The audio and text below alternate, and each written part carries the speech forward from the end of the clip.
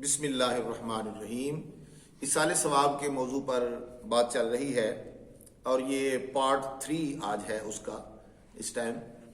تو آپ ویڈیو کو جو ہے وہ چینل کو سبسکرائب کیجئے گا اور ویڈیو اینڈ تک آپ دیکھیے گا۔ یہ آج اب اس کا یہ آخری پارٹ ہے اصال ثواب کے موضوع کا۔ تو چلیے چلتے ہیں۔ میں نے پچھلی ویڈیو میں بتایا تھا کہ حضرت مولا علی شیر خدا رضی اللہ تعالیٰ عنہ آپ اپنی پوری زندگی 2 قربانیاں دیا کرتے تھے۔ جب ان سے پوچھا گیا تو انہوں نے کہا کہ مجھے نبی پاک علیہ الصلوۃ والسلام نے یہ وصیت فرمائی تھی کہ اے علی ساری زندگی ایک قربانی اپنی طرف سے دیا کرنا اور ایک قربانی میری طرف سے دیا کرنا، ٹھیک ہے؟ تو پتہ چلا کہ دنیا سے چلے جانے والوں کے لیے کوئی نیکی کرنا وہ ان کو اس کا فائدہ پہنچتا ہے، وہ نیکی ان کو پہنچتی ہے، ٹھیک ہے؟ آگے چلتے ہیں جناب۔ اگلی حدیث حضرت انس رضی اللہ تعالیٰ عنہ فرماتے ہیں حضور نبی کریم صلی اللہ علیہ وسلم نے ارشاد فرمایا، جو شخص، یہ شرح الصدور کے اندر صفحہ نمبر 130 کے اوپر حدیث موجود ہے کہ نبی پاک علیہ الصلوۃ والسلام نے ارشاد فرمایا کہ جو شخص قبرستان میں گیا اور اس نے سورۃ یاسین کی تلاوت کی، قبرستان میں گیا اور سورۃ یاسین کی تلاوت کی، تو اللہ تبارک و تعالی اہل قبور پر عذاب میں تخفیف فرما دے گا، جب پڑھنے والے کو بھی اس کے اندر جتنی نیکیاں ہیں مل جائیں گی۔ یعنی قرآن پاک کا ثواب بھی ثابت ہو گیا، قرآن پاک پڑھنے سے بھی قبر والوں کو وہ قرآن پہنچتا ہے اور ان کے عذاب قبر کے اندر کمی اور تخفیف کر دی جاتی ہے۔ اور حضور نے فرمایا کہ وہ جو یاسین سورت پڑھے گا قبرستان والوں کے لیے، سارے قبرستان والوں کو ثواب پہنچے گا۔ صرف یہ نہیں کہ اس کے اپنے کسی عزیز کو، سارے قبرستان میں ہزاروں لاکھوں لوگ اگر ہیں تو سب کو اس کا ثواب برابر ایک جتنا ہو کے ملے گا۔ اور ساتھ فرمایا کہ وہ جو پڑھے گا، تلاوت کرے گا، اس کے ثواب میں بھی کوئی کمی نہیں کی جائے گی، اس کو بھی برابر ثواب ملے گا۔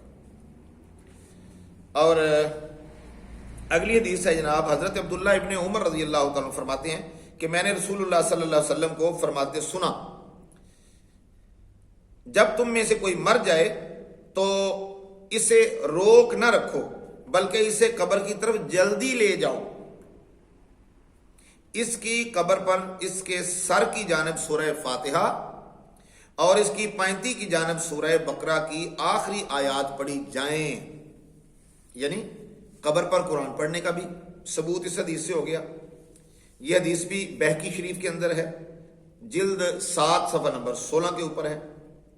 جو کہتے ہیں جی قرآن پاک قبر پر پڑھنا جو ہے اس کا کوئی ثبوت نہیں، کوئی اصل نہیں، کوئی فائدہ نہیں، اس کا کوئی قرآن حدیث میں ثبوت نہیں، یہ حدیث پاک بتا رہی ہے کہ سرکار نے فرمایا قبر پر سرانے کی جانب اس کی جو ہے وہ سورہ فاتحہ کی پہلی آیتیں پڑھو، سورۃ فاتحہ اور سورۃ بقرہ کی اولئک هم المفلحون تک پڑھو، اور اس کے پاؤں کی جانب آ کر پھر جو ہے وہ سورہ بقرہ کی آخری آیات پڑھیں، آمن الرسول بما انزل الیہ من ربہ والمؤمنون سے لے کر سورت کے اینڈ تک، تو اس کا ثواب بھی پہنچتا ہے۔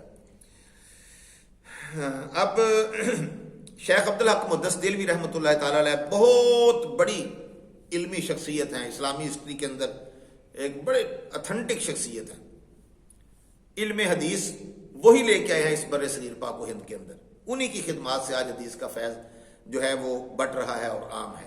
حضرت شیخ عبدالحق محدث دہلوی رحمۃ اللہ شیخ محقق ہیں، تمام مکاتب فکر والے مانتے ہیں ان کو، ان کی بات کو مانتے ہیں۔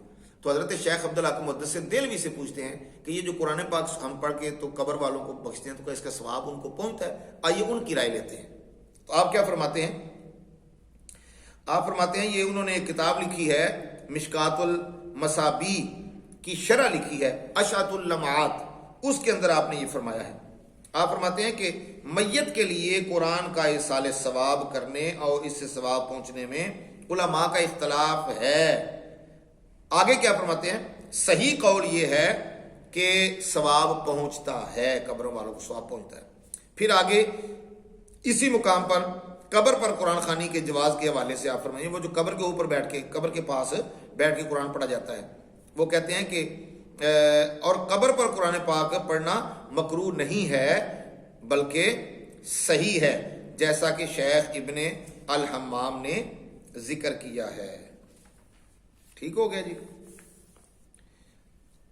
آگے ایک اور حدیث سن لیں، بس میں اب ختم کرنے لگا ہوں کہ حضرت سعد بن عبادہ رضی اللہ تعالی، یہ سنن ابی داؤد کے اندر حدیث ہے، حضرت سعد بن عبادہ رضی اللہ تعالیٰ عنہ بیان کرتے ہیں کہ انہوں نے کہا یا رسول اللہ صلی اللہ علیہ وسلم میری والدہ فوت ہو گئی ہے، میری اماں جان وفات پا گئی ہیں.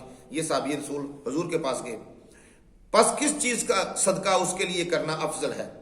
تو نبی پاک صلی اللہ علیہ وسلم نے ارشاد فرمایا قال الماء، حضور نے فرمایا پانی کا صدقہ اس کے لیے سب سے بہتر ہے. تو حضرت سعد رضی اللہ تعالیٰ عنہ نے مدینہ المنورہ کے اندر حضور کے فرمانے پر اپنی ماں کے اصالہ ثواب کے لیے ایک کنواں کھدوایا، اور اس کنویں پر یہ باقاعدہ پھٹی لگائی گئی کہ ھذہ بئر لأم سعد، کہ یہ کنواں جو ہے یہ سعد کی ماں کے لیے ہے، سعد کی ماں کا ہے. حضور نے فرمایا جب تک لوگ اس سے پانی پیتے رہیں گے، جانور پئیں گے، انسان پئیں گے، پرندے پئیں گے، تو اس کا ثواب تیری والدہ کو پہنچتا رہے گا. تو دوستان عزیز، اگر مرنے والوں کی طرف سے حج کریں تو اس کا ثواب بھی پہنچتا ہے، مرنے والوں کی طرف سے اگر آپ قرآن پڑھیں تو اس کا ثواب بھی پہنچتا ہے، مرنے والوں کی طرف سے اگر آپ روزہ رکھیں نفلی روزہ اس کا بھی ثواب پہنچتا ہے، مرنے والے کی طرف سے آپ اگر صدقہ خیرات کریں تو اس کا ثواب بھی پہنچتا ہے. کوئی بھی نیک عمل آپ مرنے والوں کے نام پر کرتے ہیں، اللہ تعالیٰ بڑا بخشنے والا ہے، بڑا غفور الرحیم ہے، بڑا مہربان ہے. وہ اپنے بندے کے ساتھ 70 ماؤں سے بڑھ کر پیار کرتا ہے.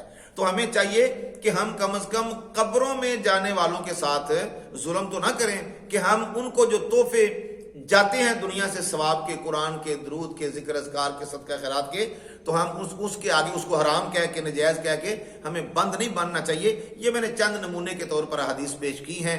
اللہ تبارک و تعالی ہمیں عمل کی توفیق عطا فرمائے. السلام علیکم ورحمۃ اللہ وبرکاتہ.